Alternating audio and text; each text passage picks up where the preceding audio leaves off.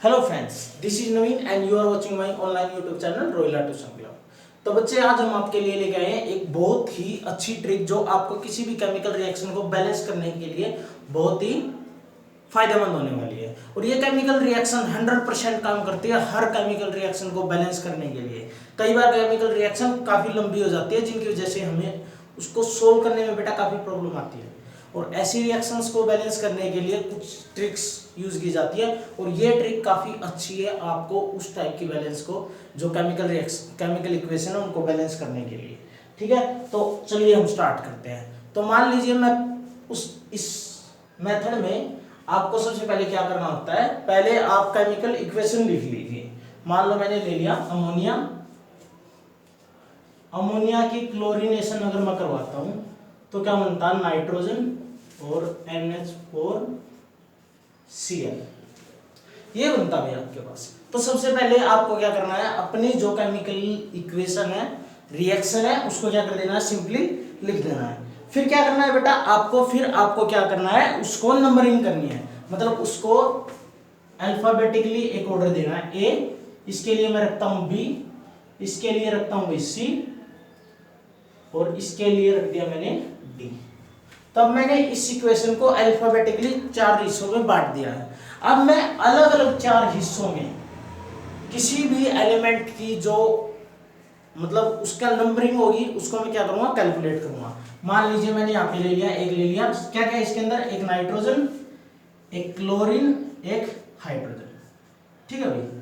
अब मैं क्या करता हूं, अगर मैं इसकी इक्वेशन बनाता हूं, ठीक है, तो नाइट्रोजन को देखिए, नाइट्रोजन यहां कितना है, एक यहां है, तो एक यहां नहीं है, तो यहां पे आ गया, तो इजिकल टू, इसके लिए क्या लगा देना है आपको, इक्वल इजिकल टू का साइन लगा देना बेटा। ठीक है, तो यहां पे क्या हो गया, 2C प्लस में क्या आ गया, D।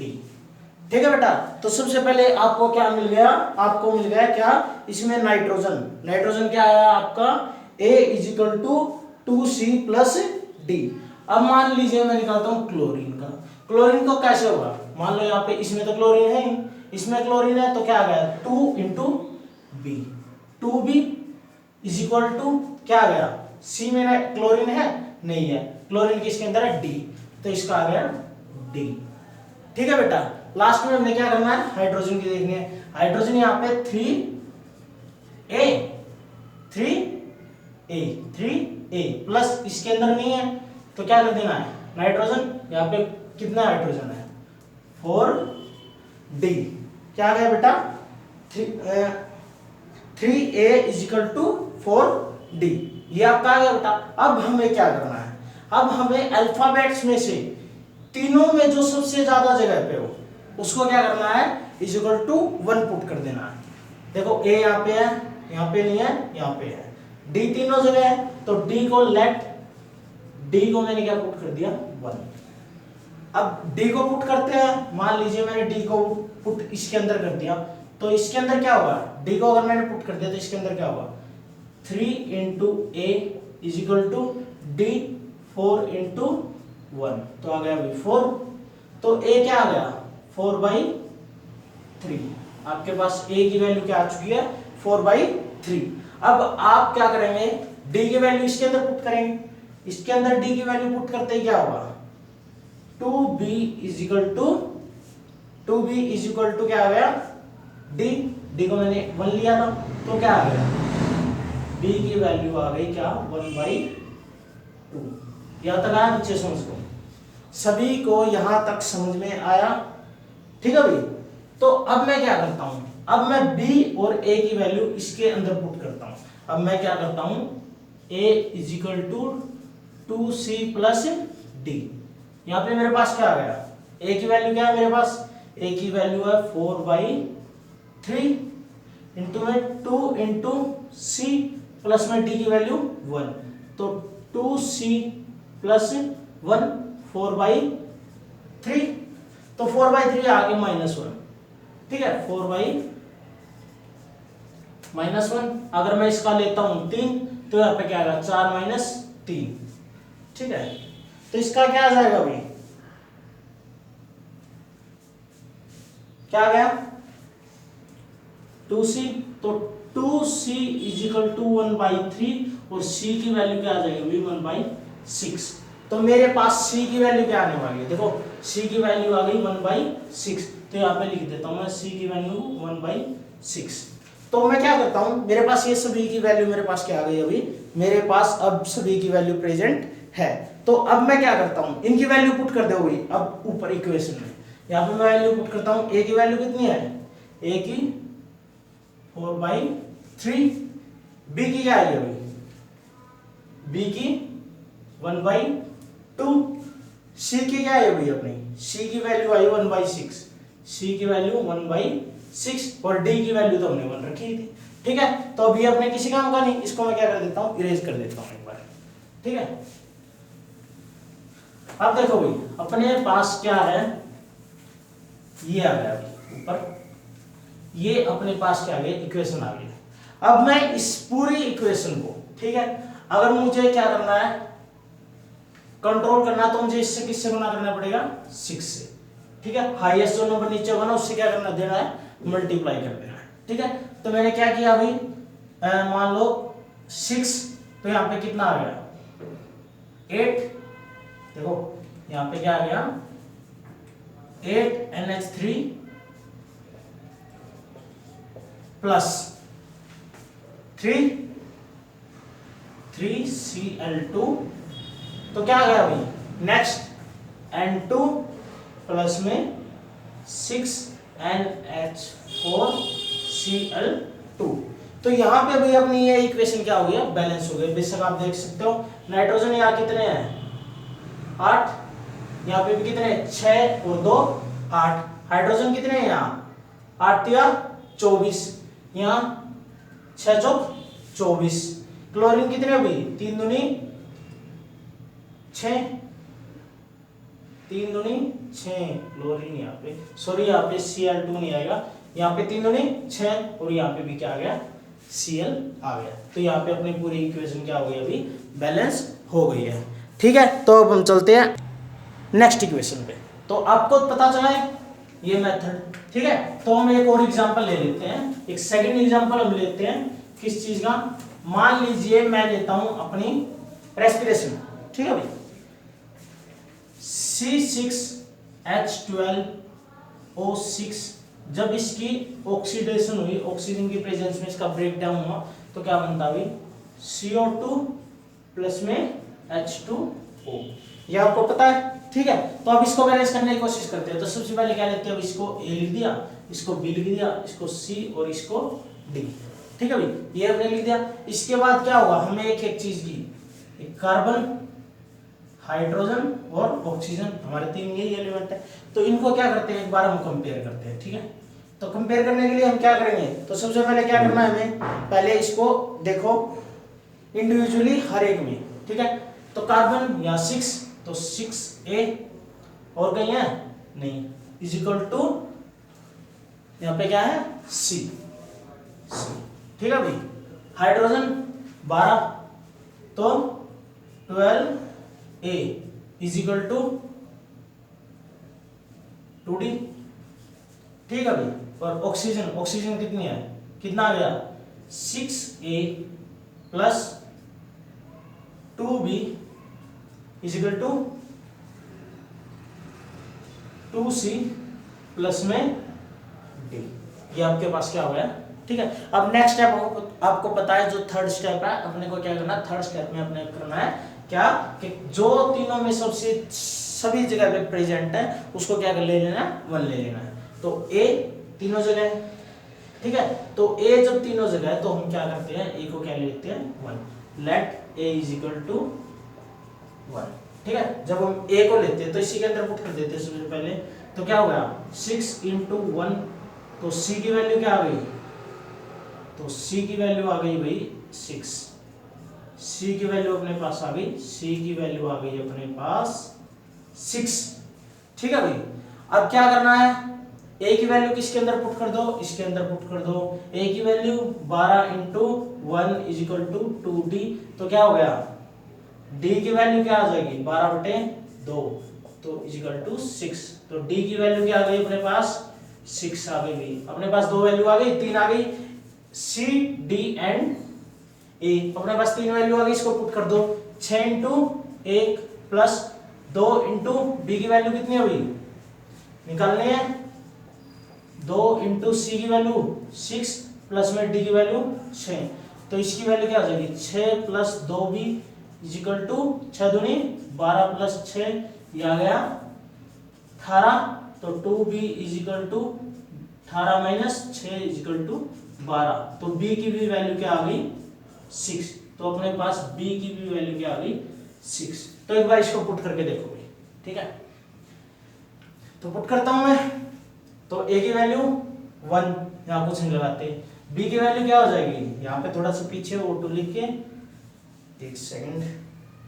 b की वैल्यू क्या कर सकते हैं, b की वैल्यू में क्या होगा, O2 इंटू में 6। अपने पास b c और d तीनों की वैल्यू क्या है 6। इसका मतलब ये भी 6 और ये भी 6। इसको बेसिक बैलेंस करके देख लो भी क्या होगा। अपने पास क्या है, कार्बन कितने हैं भाई, अपने पास कार्बन है कितने यहाँ पे 6। तो यहाँ पे भी कार्बन 6। हाइड्रोजन कितने हो गए 12, हाइड्रोजन 6 नहीं 12। ऑक्सीजन 6 और 12 और 6 18। यहाँ ऑक्सीजन हो गई कितने हुई 6 18, ठीक है। और 12 सॉरी 6 दूनी 12 और 6 18। तो अपना क्या हो गया, ये पूरा बैलेंस हो गया है, ठीक है। इसके साथ अपनी तीसरी इक्वेशन देख लेते हैं एक बार। अगर मैं थर्ड इक्वेशन की एक और एग्जांपल करते हैं, एक और एग्जांपल की अगर बात कर लेते हैं। मान लो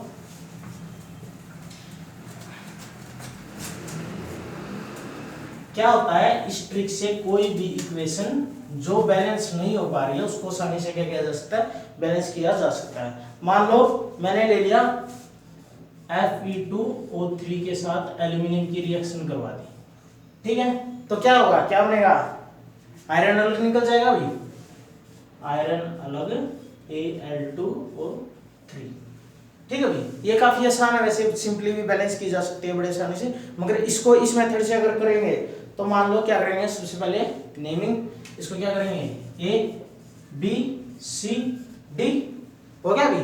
अब B को मान लो A है, मेरे पास A है, ठीक है। अब मैं क्या करता हूं, आयरन, दूसरा क्या अपने पास आयरन के बाद एल्यूमिनियम, एल्यूमिनियम, तीसरा क्या है ऑक्सीजन, 3 ही है। तो ऑक्सीजन हमने क्या कर दिया अभी, रख दिया है।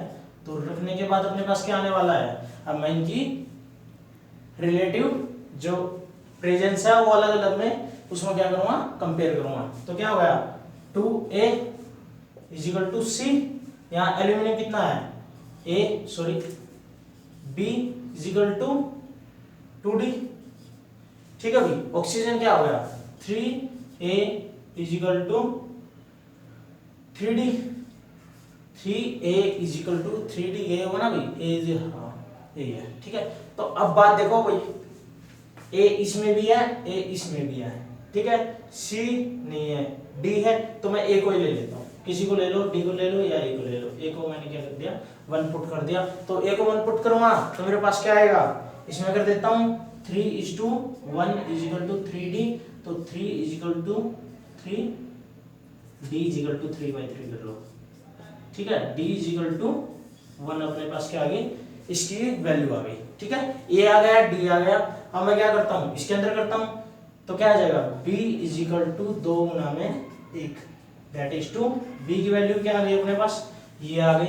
नेक्स्ट क्या आ गया C की वैल्यू, ये C की वैल्यू क्या आ गई 2 ही आ गई भी, क्यों, हमने 1 पुट की है तो अपने पास वैल्यू आ गई। तो यहाँ पे रख के देखते हैं क्या आ गया, C की वैल्यू 2, A की वैल्यू 1 भाई, B की वैल्यू 2 और यहाँ पे ठीक से लिखो 2 एल्यूमिनियम, और लास्ट आ गया भाई D is equal to 1।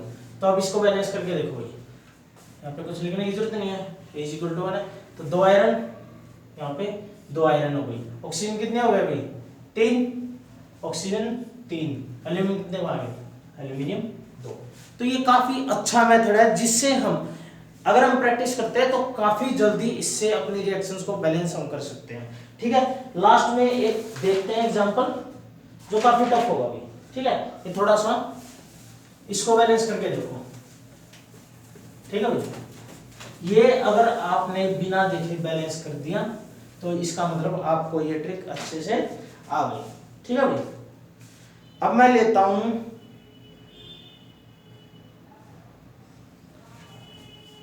MnO2 plus KOH plus में आएगी ऑक्सीजन K2MnO4 प्लस में क्या बन गया भाई अपना, प्लस में बन गया H2O, प्लस में अपना क्या बन गया H2O। तो इसको बैलेंस करके देखते हैं भाई। ठीक है, इसको अगर हम बैलेंस करते हैं, ठीक है, सबसे पहले हम क्या करते हैं, alphabetical A B C D और E। ठीक है भाई, ये हमने क्या कर दिया भाई, रख चुके हैं। ठीक है, अब क्या करना है, वही मैंगनीज, ऑक्सीजन, पोटेशियम, हाइड्रोजन और क्या रह गया, मैंगनीज, ऑक्सीजन, पोटेशियम, हाइड्रोजन, चार ही चीज। ठीक है, हमें क्या करना है, चार चीजों को क्या करना है, बैलेंस करना है।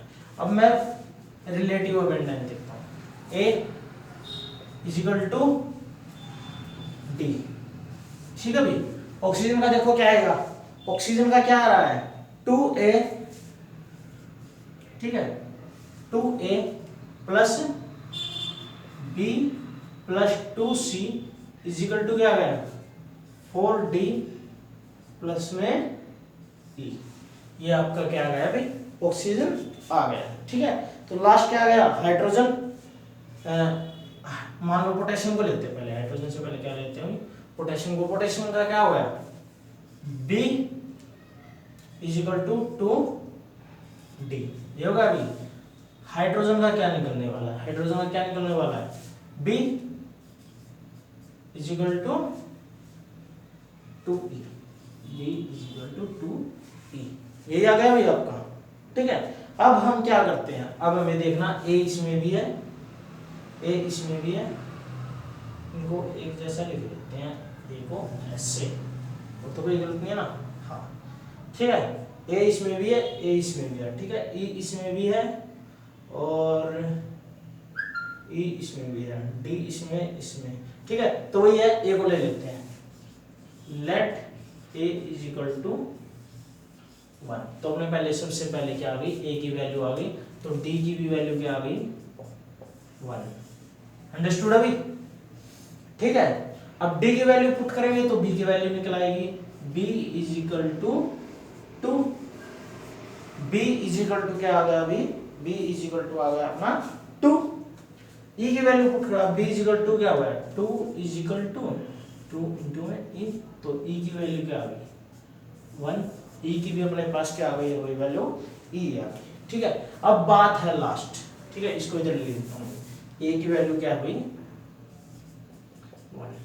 अब मुझे लास्ट लेना है ये, इससे मुझे किसकी वैल्यू निकलनी है, E की भी, B, A और D की निकलेगी, अपने पास वैल्यू निकलनी है किसकी, C की। तो इसके अंदर मैं पुट करता हूँ 2 इंटू में, एक सेकंड, क्या गए 2 इंटू A की वैल्यू अपने पास क्या है 1, 2 इंटू में 1 प्लस B की वैल्यू क्या अभी, B की वैल्यू अपने पास है 2 प्लस 2 इंटू C की वैल्यू, 2 इंटू C की वैल्यू क्या होगी, C की वैल्यू निकालनी होगी। ठीक है, 2C इज इक्वल टू क्या आ गया अभी 4 इंटू D की वैल्यू क्या अपने पास 1, 4 हो गया ये। ठीक है, प्लस में E इज इक्वल टू 1, ये अपने पास आ गया अभी। अब मुझे क्या करना है, इसको सिंप्लीफाई कर दो, 2 plus 2C is equal to 4, 5। ठीक है भाई, ये आ गया अभी समझ को। ठीक है, अब 4 plus 2C is equal to 5। ठीक है, और 2C इज इक्वल टू 1। ठीक है, और C की वैल्यू क्या आ गई भाई, C इज इक्वल टू 1/2। ये किसको बच्चे को समझ में नहीं आया, ये देख लो, ये किसे समझ में नहीं आया। ठीक है, 2 इंटू 2 प्लस 2 प्लस 2C 5 5 4, ये जुड़ के 4, ये 2C और C की वैल्यू 1/2। अब पुट कर दो भाई, सिंपल है। अब हो गया बिल्कुल सिंपल क्वेश्चन। यहाँ पे क्या आएगा 1/, राइट से लिख दें 1/2। ए की वैल्यू 1 पुट की थी, बी की वैल्यू क्या आई थी अपने पास, बी की वैल्यू आ गई थी 2 गई, ठीक है। डी की वैल्यू क्या आई थी, डी की वैल्यू क्या आ गई थी भाई, डी की वैल्यू भी 1 थी और ई की वैल्यू भी 1 थी। तो हमने ये क्या कर दिया अभी पुट कर दिया। मैं इसको क्या करने वाला हूँ, इरेज, हमने इसकी जरूरत नहीं है, ठीक है। अपने पास टोटल ये इक्वेशन आ चुकी है, ठीक है। सबकी पुट हो गई थी ना। अब मुझे इसको क्या करना है, अब इसको मल्टीप्लाई कर दो कितने से, इसको मल्टीप्लाई कर दो 2 से, क्योंकि मुझे क्या करना है 2, ठीक है। तो 2 को जब मैं मल्टीप्लाई करता हूं तो क्या आंसर आने वाला देखो एक बार, 2MnO2 प्लस 4KOH प्लस में O2, 2 से 2 कैंसिल, ठीक है। तो अपना क्या आ गया यहाँ पे 2KMnO4 प्लस में K2MnO4 प्लस में 2H2O, ये आ गया अभी समझ में सबको, ठीक है। तो क्या आएगी वैल्यू, क्या आएगी 2MnO2 plus 4KOH plus O2, क्या बनेगा 2K2MnO4 प्लस 2H2O। इसके इसको क्या करके देख लो, बैलेंस करके देख लो। यहाँ पे मैंगनीज 2, यहाँ पे 2, यहाँ पे ऑक्सीजन कितना हो गई 2 दूनी 4 और 4 और 4 8, यहाँ पे 4 ऑक्सीजन 4 दूनी कितने हो गई, यहाँ पे 4 2 8 2 10, 8 और 2 10, ठीक है। यहाँ पे हाइड्रोजन कितने हो गए 4 हाइड्रोजन, यहाँ पे हाइड्रोजन हो गए भाई 2 दूनी 4। तो यस ये बैलेंस, ये भी इक्वेशन क्या हो गया, बैलेंस हो गया, ठीक है। तो ये एक बहुत ही अच्छा तरीका है किसी भी केमिकल रिएक्शन को बैलेंस करने के लिए।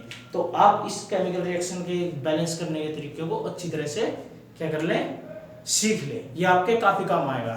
अगर आपको मेरी वीडियो अच्छी लगी है तो please like, subscribe and comment जरूर करें। Thank you.